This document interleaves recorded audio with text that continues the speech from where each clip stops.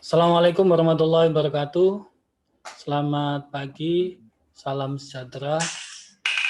Pada pagi hari ini kita akan masuk pada perkuliahan topik kelima, yakni pembuatan keputusan. Pada topik kelima ini, pembuatan keputusan merupakan bagian dari kegiatan di dalam perencanaan.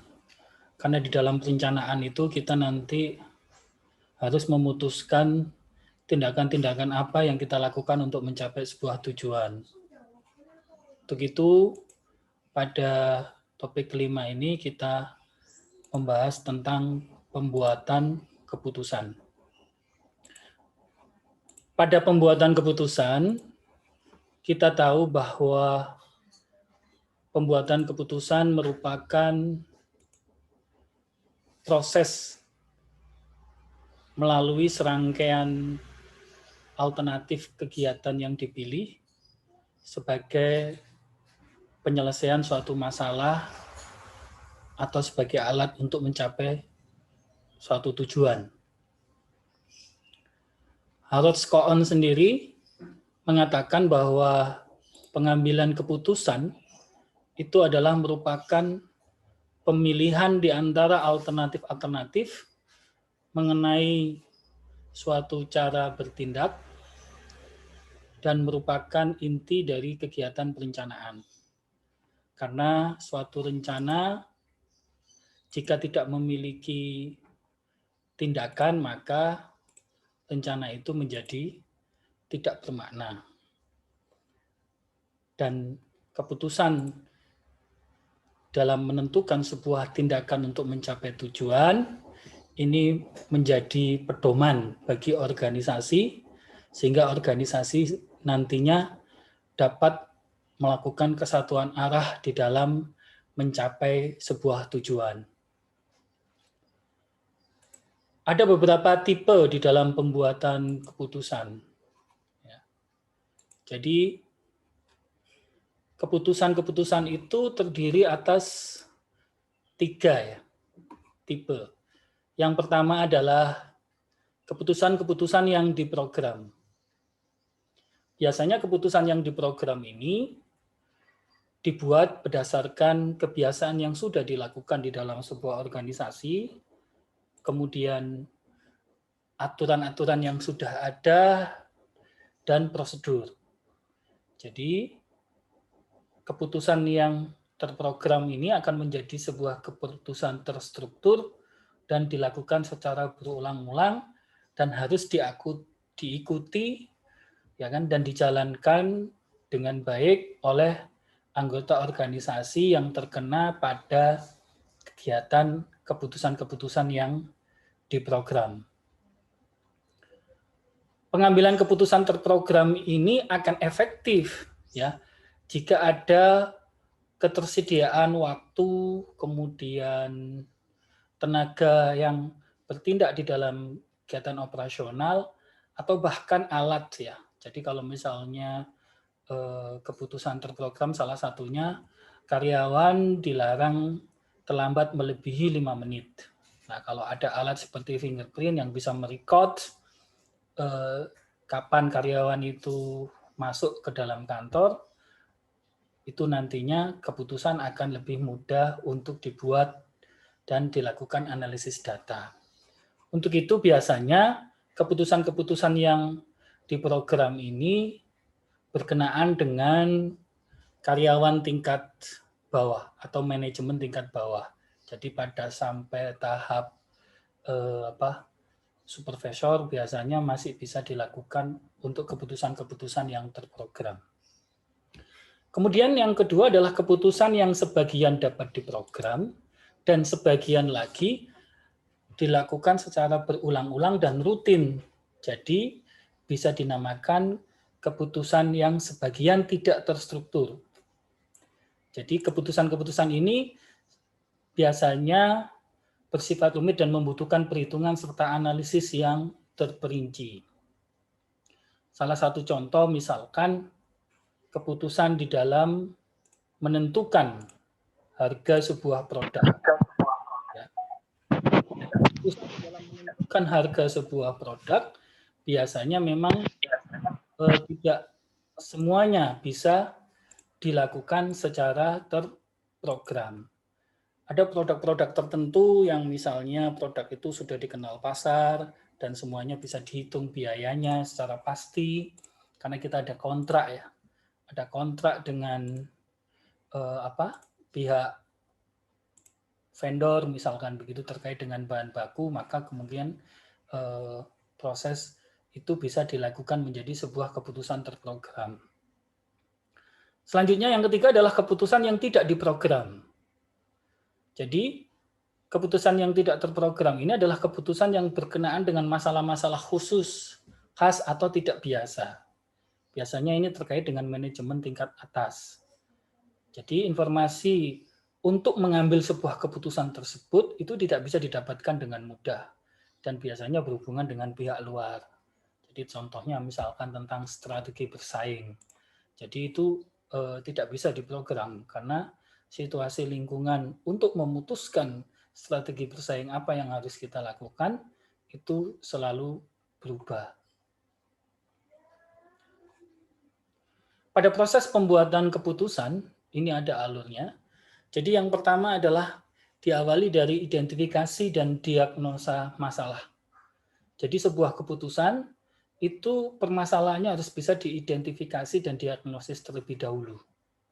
Sehingga kalau misalnya kita mau menyusun sebuah rencana, maka identifikasi lingkungan, baik itu lingkungan internal maupun lingkungan eksternal, sekaligus juga identifikasi terhadap sumber daya yang kita miliki, kemudian permasalahan yang kita hadapi dalam mencapai sebuah tujuan, ini harus benar-benar bisa dirumuskan dengan baik.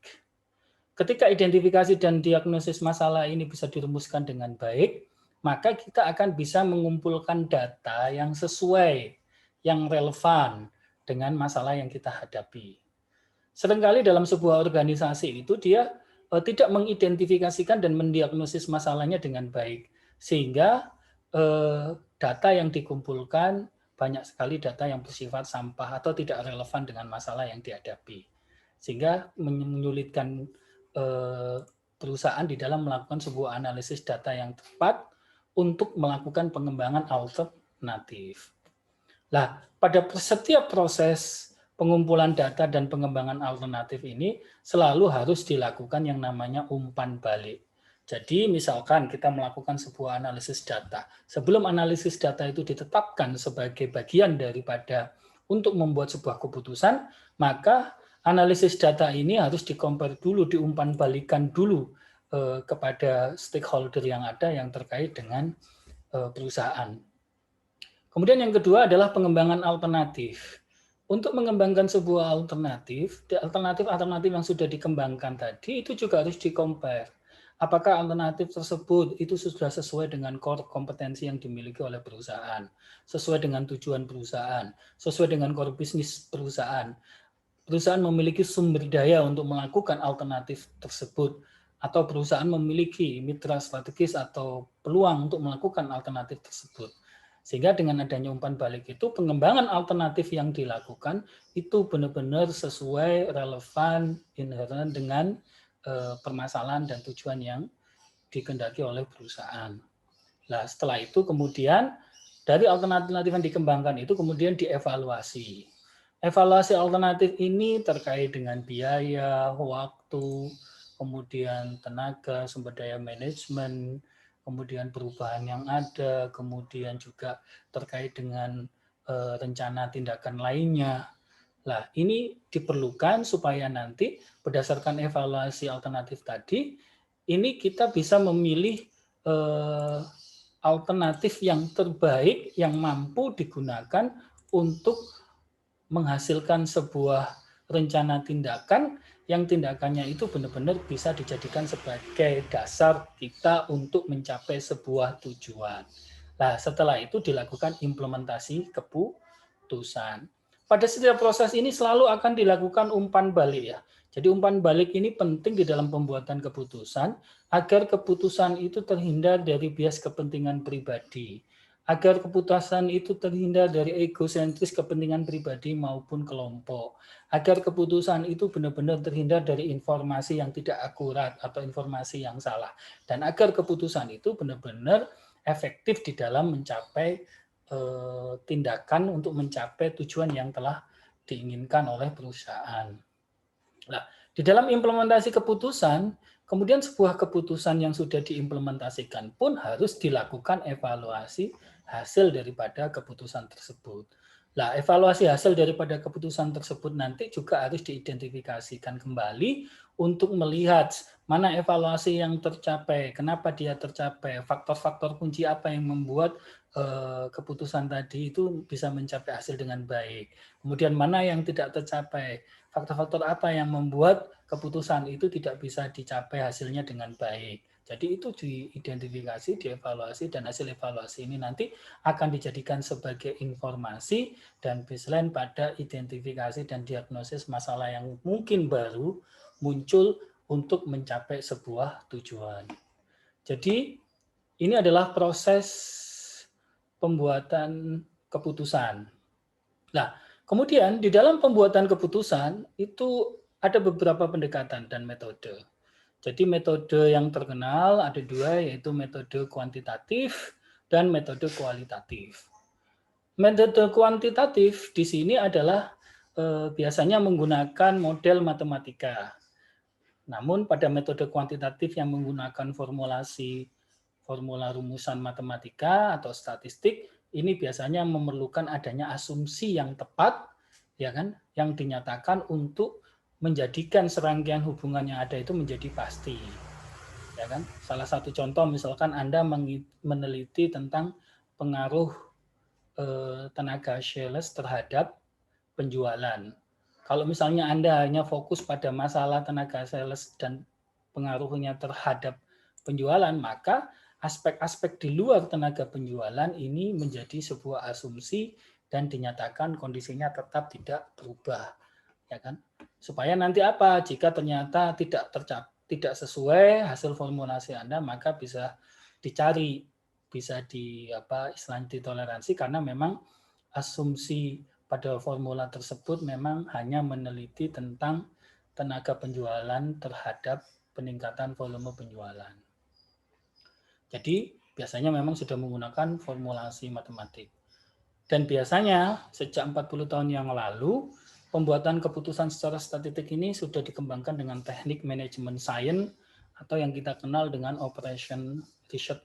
Anda nanti mungkin dapat mata kuliah operational research atau riset operasi. Pada riset operasi ada 7 ciri. Yang pertama adalah terpusat pada pembuatan keputusan. Yang kedua, penggunaan metode ilmiah. Ketiga, penggunaan model matematik, kemudian efektivitas ekonomi, kemudian yang keempat bergantung pada komputer, pendekatan sistem, dan orientasi sistem. Jadi ini beberapa kriteria pada riset operasi. Terus kemudian bagaimana pendekatan di dalam melaksanakan riset operasi? Yang pertama adalah diagnosa masalah. Sebelum pemecahan masalah dapat dimulai, maka unsur-unsur pokok masalah harus diidentifikasikan. Makanya nanti ketika Anda menyusun sebuah skripsi, melakukan sebuah penelitian, maka Anda harus membuat sebuah rumusan masalah terhadap diagnosis fenomena masalah yang Anda hadapi. Nah, rumusan masalah yang diidentifikasi tersebut juga harus mencerminkan, biasanya dicerminkan melalui sebuah kalimat tanya, ya. Jadi kalau hanya bersifat explanatory, biasanya kalimat tanyanya apakah, ya kan? Tapi kalau sudah bersifat di situ ada sebuah analisis yang merupakan salah satu solusi, berarti rumusan masalahnya Anda akan membuat kalimatnya dengan kata bagaimana. Kemudian dimodelkan. Dari rumusan masalah misalnya apakah ada hubungan, maka pembuatan modelnya karena hubungan itu bersifat reciprocal, timbal balik, maka gambarnya, garisnya itu nanti pasti tanda panahnya ada di dua variabel yang Anda teliti. Tapi ketika dia rumusan masalahnya itu pengaruh, berarti di dalam pembuatan modelnya, kalau pengaruh itu bersifat searah, sehingga garis panahnya itu hanya tanda panahnya satu, mengarah kepada faktor-faktor yang mempengaruhi. Setelah itu dilakukan analisis model. Biasanya sebuah model yang disusun di dalam pendekatan riset operasi itu, kemudian model itu dibuat namanya kerangka konsep. Nah, kerangka konsep itu menjadi sebuah model terstruktur. Nah, model terstruktur inilah yang nanti akan dijadikan untuk menentukan formulasinya. Jadi formulasinya misalkan kalau model strukturnya itu dalam bentuk struktur sederhana, berarti biasanya menggunakan regresi. Tapi kalau strukturnya itu terdiri dari beberapa struktur model, maka itu biasanya menggunakan path analysis atau menggunakan structural equation model atau SEM. Setelah itu implementasi pemenuhan. Jadi setelah sebuah analisis model kemudian dijalankan, kemudian dimasukkan data-data dan dimasukkan observasi di dalamnya, maka kemudian penemuan itu diimplementasikan dan biasanya manajer menyarankan bagaimana cara menerapkan penemuan-penemuan tersebut. Kemudian berbagai model di dalam teknik riset operasi. Ada program linier, kemudian ada program teori antrian, ya kan? Kemudian ada teori antrian atau yang disebut dengan model garis tunggu. Kemudian ada analisis network, ya. Ini biasanya digunakan pada manajemen proyek. Kemudian ada teori permainan, teori game, ya. Biasanya ini ada di manajemen strategik. Kemudian model rantai Markov, ya kan. Model ini memperkirakan perubahan di waktu yang akan datang. Misalnya di sini menggunakan forecasting dan lain-lain. Kemudian programasi dinamik, di mana di sini suatu masalah itu dilakukan keputusan secara bertingkat, dipisah-pisahkan sesuai dengan masalah yang berurutan dari yang paling kecil sampai yang paling besar dan saling berhubungan di dalam penyelesaiannya. Kemudian model simulasi. Biasanya ini dibuat semacam kayak desain struktur, ya. Jadi ada desain arsitektur itu, kemudian berdasarkan desain arsitektur itu dirancang model penyelesaiannya. Sehingga nantinya akan bisa dibuat program simulasi komputernya. Kemudian yang selanjutnya adalah model kualitatif.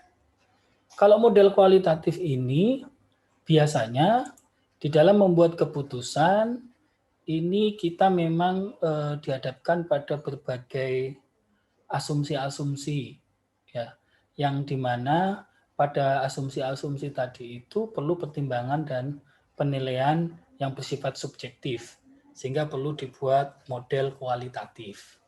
Ya, salah satu contoh, ketika kita membuat sebuah keputusan pembelajaran karena adanya COVID-19, sehingga untuk menjamin mutu dan relevansi pendidikan pada masa pandemi COVID-19 itu, suatu perusahaan diketahui dengan pasti belum tahu kapan pandemi COVID-19 ini akan berakhir. Nah, karena tidak diketahui dengan pasti, maka beberapa faktor yang mungkin signifikan terhadap pencapaian tujuan tadi untuk menjamin mutu dan relevansi pendidikan, maka perusahaan ada beberapa faktor, salah satunya adalah manajemen pembelajaran yang efektif dan berbasis daring, serta bentuk aplikasi pembelajaran yang mudah diakses dan murah. Namun faktor-faktor ini tadi belum bisa dipastikan, sehingga nantinya perlu dilakukan yang namanya FGD, Focus Group Discussion, dilakukan penghimpunan dan pengumpulan data-data informasi dari objek atau responden secara langsung, sehingga disinilah kemudian model kualitatif dibutuhkan.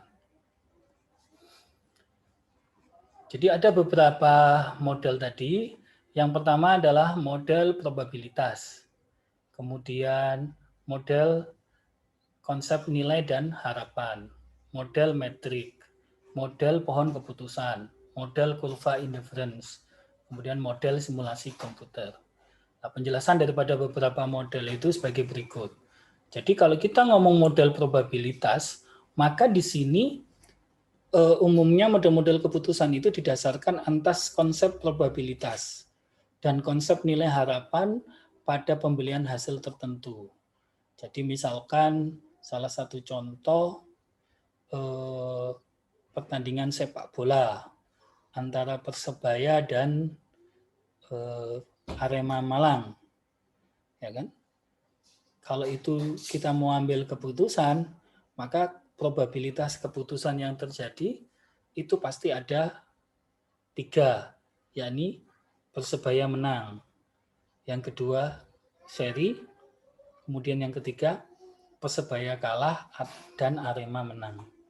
Jadi 3 probabilitas itu kemudian diukur berdasarkan model matematik, kemudian maka ketika dianukan maka probabilitas setiap hasil itu kalau kita lihat secara matematik maka masing-masing memiliki probabilitas 1:3.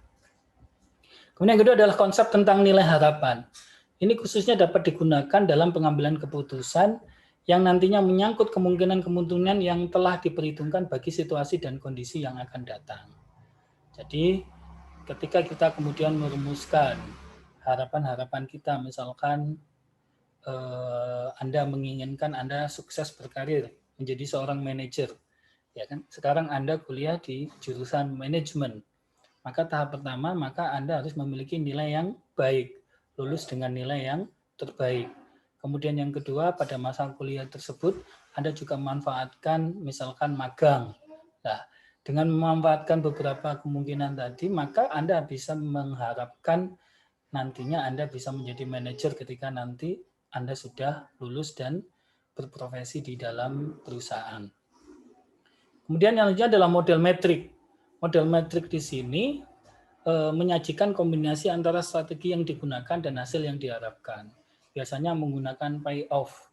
Payoff metrik di sini adalah membandingkan antara alternatif keputusan Anda dan konsekuensi-konsekuensi yang dihadapi pada setiap alternatif itu, kemudian dihitung untung ruginya dan dicari mana alternatif yang memberikan biaya termurah, hasil terbesar, dan alternatif mana yang memberikan resiko yang paling kecil. Kemudian yang selanjutnya adalah pohon keputusan. Pohon keputusan di sini ada 4 komponen dari pohon keputusan, yaitu ada simpul keputusan, ada simpul kesempatan, kemudian ada hasil dari kombinasi, dan kemungkinan-kemungkinan akibat dari setiap peristiwa yang terjadi. Dan dipilih mana yang memberikan keuntungan dan resiko yang paling kecil. Kemudian selanjutnya adalah model analisis kurva di indifferent. Ini merupakan kurva yang berbentuk garis, di mana setiap titik yang berada pada garis kurva tersebut mempunyai tingkat kemanfaatan dan preferensi. Dan kemudian diukur dari tingkat kemanfaatan dan preferensi yang ada itu mana yang memiliki kemanfaatan dan preferensi yang paling besar. Kemudian itu diambil. Pada model analisis kurva ini biasanya juga bisa digunakan beberapa metode statistik untuk membantu merumuskan supaya nantinya bisa terlihat mana yang memberikan nilai kemanfaat dan preferensi yang paling besar. Kemudian yang terakhir adalah model simulasi pengambilan keputusan yang menggunakan komputer. Nah, ini sudah saya jelaskan tadi, harus dibangun rancang bangun atau desain arsitekturnya terlebih dahulu sehingga nantinya bisa dibaca dan dibuatkan bahasa pemrogramannya, dibuatkan codingnya dan bisa dijadikan sebagai sebuah alat simulasi komputer. Dan terakhir adalah kita dalam proses pengambilan keputusan sekarang itu para manajer banyak dibantu melalui DSS, yaitu Decision Support System. DSS sendiri ini adalah merupakan sebuah sistem informasi yang berbasis komputer, di mana di sini telah dimasukkan di dalam komputer itu berbagai formulasi dan rumusan yang masuk dalam bahasa coding untuk supaya komputer itu bisa mengambil keputusan berdasarkan kriteria-kriteria, asumsi-asumsi, dan rumusan-rumusan yang telah dibuat. Biasanya ini digunakan untuk perusahaan pada pelaksanaan tugas-tugas manajer, tetapi yang bersifat ini hanya bersifat tool ya. Salah satu contoh misalkan ketika manajer marketing mau memutuskan dia mau mengembangkan ekspansi pasarnya di pasar yang mana, maka kemudian dia masuk dalam sebuah komputer, dia metaframingkan kira-kira produk saya yang ini yang relevan dengan kondisi market dan pasar yang ada, dengan konsumen yang ada, saya harus memasarkan di daerah mana, dan kira-kira berapa besar yang kemungkinan pangsa pasar yang bisa saya raih. Nah, itu dia bisa menggunakan desain support system. Jadi desain support system ini, decision support system ini adalah merupakan tools bagi para manajer sehingga manajer bisa lebih cepat untuk mengambil sebuah keputusan. Tapi yang perlu diingat di sini, decision support system ini hanya merupakan sebuah keputusan semi struktur, jadi tidak bisa dijadikan sebagai keputusan terstruktur atau terprogram karena masih perlu analisis-analisis yang bersifat subjektif berdasarkan opini, masukan-masukan dari pihak-pihak yang memiliki preferensi tertentu di dalam pengambilan sebuah keputusan. Jadi ini penjelasan yang bisa saya sampaikan pada topik pembuatan keputusan dan decision support system. Barangkali teman-teman mahasiswa ada yang bertanya, silakan. Silakan kalau ada pertanyaan. Monggo, silakan. Ada yang bertanya? Mbak Rosa? Bertanya?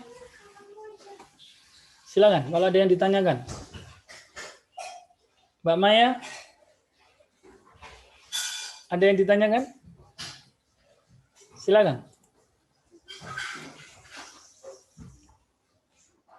Mari, barangkali ada yang bertanya. Mas Dika? Ada yang mau ditanyakan? Ini Mas Gagah ini. Saya ingin dengar suaranya Mas Gagah. Ada yang mau ditanyakan? Silakan. Ada yang mau bertanya? Silakan, ada yang mau ditanyakan? Mas Dika mau tanya ini? Silakan. Tidak ada yang bertanya? Cukup?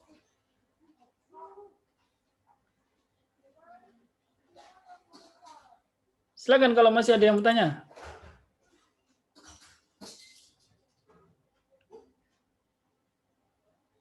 Paham tentang pembuatan keputusan jadinya? Semuanya udah paham?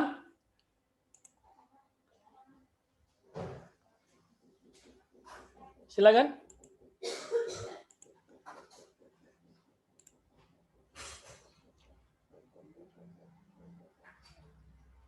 Ini ada 39 yang ikut kuliah. Menurun ya dibandingkan yang hari sebelumnya. Loh, 38 ada yang hilang. Baik, ada yang ditanyakan? Mbak Rosa, Mbak, bertanya? Silakan. Pak. Ada yang mau ditanyakan? Kalau nggak gitu, saya coba tanya. Kira-kira pembuatan keputusan Anda untuk kuliah di jurusan manajemen setelah Anda belajar ilmu manajemen, menurut Anda sudah tepat atau belum? Mas Dika, sudah tepat atau belum? Anda ngambil jurusan manajemen. Di unmute dulu, Mas Dika. Mic-nya dibuka dulu. Oh, iya Pak. Ya, Pak. Gimana? Kalau pengambilan keputusan pada manajemen, kalau menurut saya udah tepat sih Pak. Cita-cita Anda jadi apa? Manajer? Iya Pak. Nah. Yang jadi itu pengelola perusahaan Pak. Oh. Iya. Ya, betul. Terus apa langkah yang Anda akan lakukan untuk mencapai itu? Setelah kuliah di bidang manajemen. Langkah yang apa Pak? Kan Anda sudah memilih kuliah bidang jurusan manajemen tepat. Kemudian rencana Anda untuk membuat tindakan supaya Anda nantinya bisa menjadi seorang pengelola bisnis, apa yang sudah Anda rencanakan? Selain tadi. Eh, untuk sampai saat ini saya lagi kan udah buka usaha sih Pak. Oh Ini ya. sambil saya ambil jurusan manajemen ini sambil saya belajar, yaitu ya ini kan baru Pak pengambilan keputusan. Jadi saya pengen tahu apa itu pengambilan keputusan, terus apa itu perencanaan yang secara tepat gitu loh Pak. Manajemennya secara tepat itu saya pelajari Pak. Terus saya terapkan pada bisnis saya gitu Pak. Kalau Biar boleh tahu ada bidang apa? aturannya. Bisnisnya Kenapa bidang Pak? apa? Bisnisnya bidang apa? Saya itu Pak, saya lebih ke makanan Pak. Jadi Iya. kalau produk makanan itu personal touch-nya harus tinggi ya. Iya Pak. Jadi Anda harus benar-benar memiliki rasa yang khas ya. Tapi Anda Iya Pak. tidak bisa membantah opini masyarakat. Salah Iya. satu contoh misalkan kalau kita bikin bakso misalkan gitu. Opini Iya. masyarakat itu mengendaki ketika membuat pentol itu kan harus benar-benar pas, ya kan? Makanya pentol itu Iya kenapa Pak. dibedakan ada alusan, kasaran, tetelan, nah gitu. Ya, Iya Pak. nah, itu salah satu contoh. Nah, Iya, segmentasinya juga harus tepat gitu loh. Jadi segmennya harus Iya Pak. tepat. Kemudian juga Anda harus menghitung salah satu contoh misalkan frekuensi orang makan bakso. Ya kan? Itu kira-kira dalam Iya. seminggu berapa kali. Nah, kalau misalkan Anda Nah, menghendaki dalam seminggu frekuensi makannya itu lebih dari 1 kali, berarti segmen Anda itu sebetulnya ya anak-anak muda. Nah, kalau anak-anak muda itu tidak hanya sekedar menghendaki makan bakso saja, tapi kadang-kadang juga rasa penasarannya tinggi. Maka dari itu biasanya yang saya tahu, salah satu perencanaan ketika Anda ingin membangun rasa penasaran anak-anak muda tadi, biasanya memasang salah satu contoh yang saya tahu ini ya, yang saya pernah pelajari di UMKM, itu pelanggan bayangan.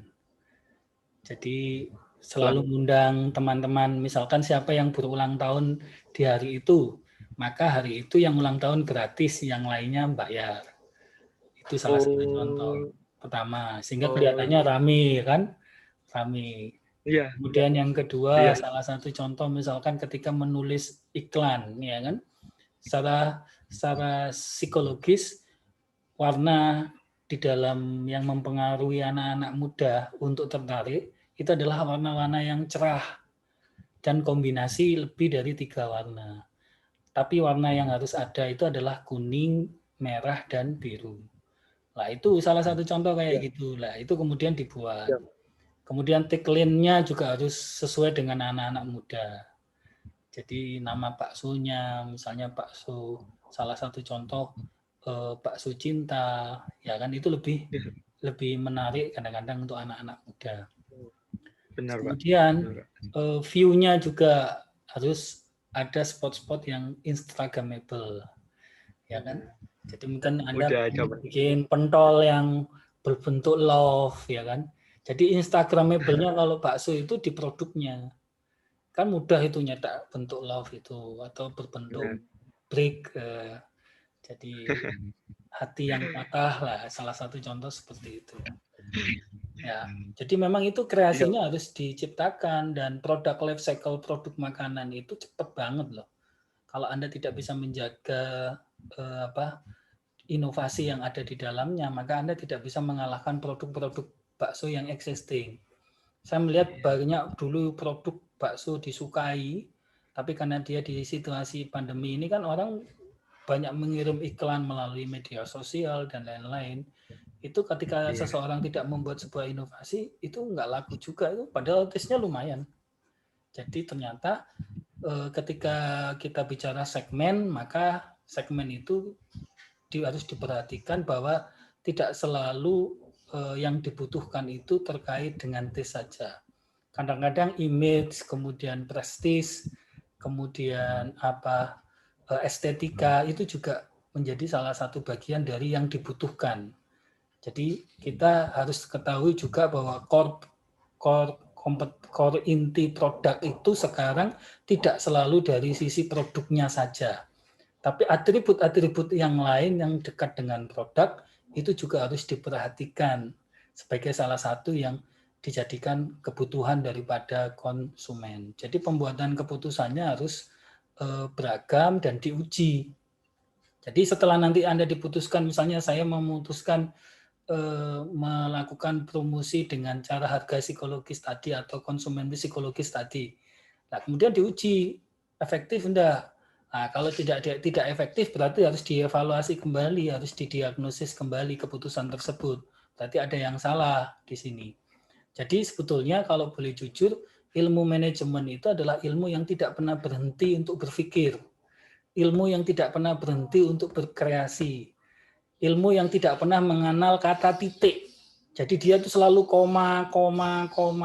Jadi harus dikembangkan terus. Ya kan? Jadi Anda tidak bisa absolut kemudian memutuskan, wah ini saya sudah ini. Nah, banyak perusahaan itu gagal di situ. Kemudian yang kedua juga banyak perusahaan yang salah menentukan pengembangannya. Saya melihat banyak UMKM, karena kebetulan saya ini dokternya UMKM ya, saya banyak meriset di situ. Saya melihat banyak UMKM itu ketika dia melakukan perubahan pada bisnisnya, itu malah justru menghancurkan bisnisnya. Salah satu contoh, saya tahu ada sebuah warung bakso yang dulu ketika dia hanya di Rombong, di emperan, ya kan, dia laris banget. Kemudian dia berpikir untuk pengembangan, dia pindah ke sebuah ruko, didesain lebih menarik, lebih ini, ternyata dia gagal. Nah, setelah saya evaluasi, dia ketika membangun pengembangan bisnis, dia tidak mengidentifikasikan dengan benar pada aspek siapa sebetulnya segmentasinya. Ternyata segmentasinya ini menengah ke bawah. Segmentasi menengah ke bawah itu yang fokusnya dia itu hanya rasa, kemudian juga dekat. Dia tidak mau ada tempat yang kemudian membuat dia tidak bisa, misalkan tidak bisa sambil cangkruk, tidak bisa sambil rokokan. Akhirnya ketika warung bakso itu diubah menjadi modern, padahal segmentasinya itu masih tradisional, akhirnya nggak laku. Sama juga Anda ketahui, banyak pasar-pasar tradisional yang kemudian diubah menjadi pasar modern. Akhirnya malah nggak laku kan? Salah satunya pasar Wonokromo, ya kan? Itu Delta dibangun dijadikan mall, pasar menjadi pasar modern, orang nggak laku. Orang masih mengendaki pembelian dengan kemudian pasar-pasar tradisional.